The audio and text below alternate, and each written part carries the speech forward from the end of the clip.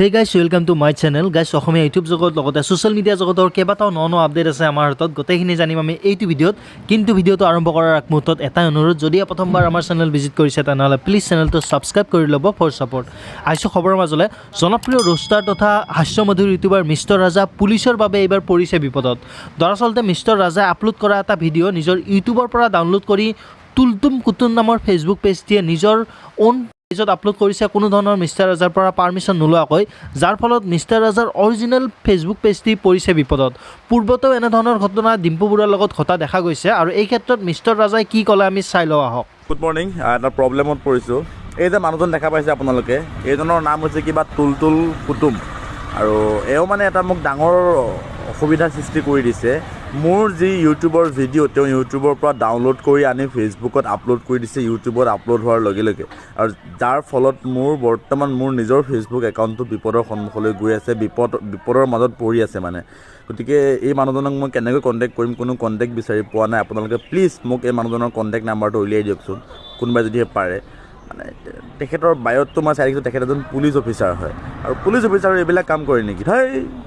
ভাল কাম নকৰে। চাওকচোন, মোৰ তেওঁৰ কাৰণে এতিয়া বৰ্তমান মোৰ নিজৰ অৱস্থা বেয়া হৈ আছে, আৰু মোৰ ভিডিঅ' তেখেতে কোনো পাৰ্মিশ্যন নাই, কিবা নাই, মই জাষ্ট আপলোড কৰিছোঁ। আপলোড কৰাৰ লগে লগে তেওঁ আনি নিজৰ ফেচবুকত আপলোড কৰি দিছে।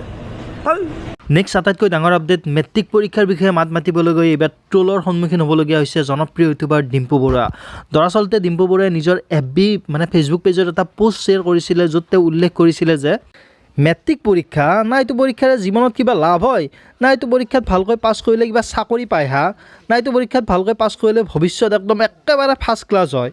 মই বুজি নাপাওঁ। মাত্ৰ ককা আইতাৰ দিনৰ পৰা চলি অহা সাতাম পৰীক্ষাৰ ৰীতিটো মানি ল'ৰা ছোৱালীক জীৱনৰ প্ৰথম ডাঙৰ পৰীক্ষা বুলি এটা বৃহৎ পৰীক্ষাৰ প্ৰেছাৰ দি এই বৃহৎ পৰীক্ষাটো ইমান টকা খৰচ কৰি নানা দুৰ্নীতিৰে পাতে কিয় হা?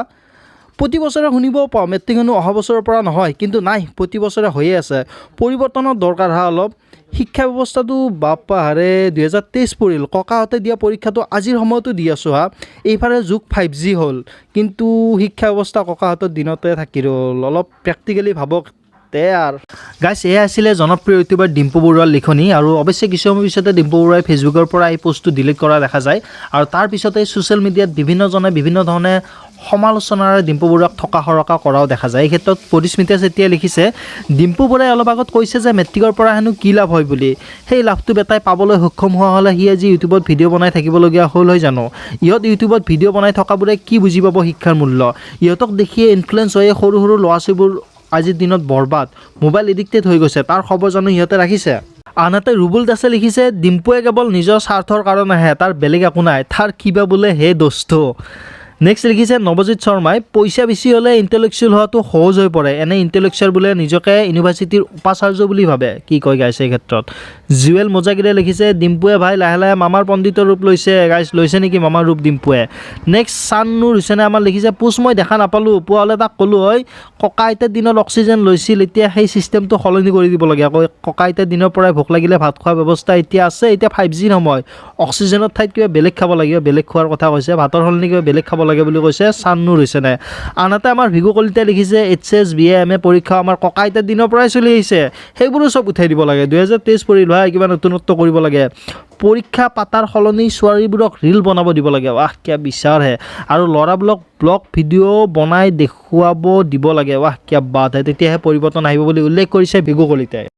গাইছ, এই ক্ষেত্ৰত আপোনালোকে কি মন্তব্য আগবঢ়াব বিচাৰে আমাৰ কমেণ্ট বক্সত কমেণ্ট কৰক, আৰু পৰৱৰ্তী সময়ত যদি কিবা আপডেট আহে তেনেহ'লে পোনপটীয়াকৈ মই আপোনালোকক ভিডিঅ' সহকাৰে জনাবলৈ চেষ্টা কৰিম। যদি কোনোবাই নতুনকৈ আমাৰ চেনেল ভিজিট কৰিছে তেনেহ'লে প্লিজ চেনেলটো ছাবস্ক্ৰাইব কৰি ল'ব ফৰ ছাপোৰ্ট। লগ পাম নেক্সট ভিডিঅ'ত।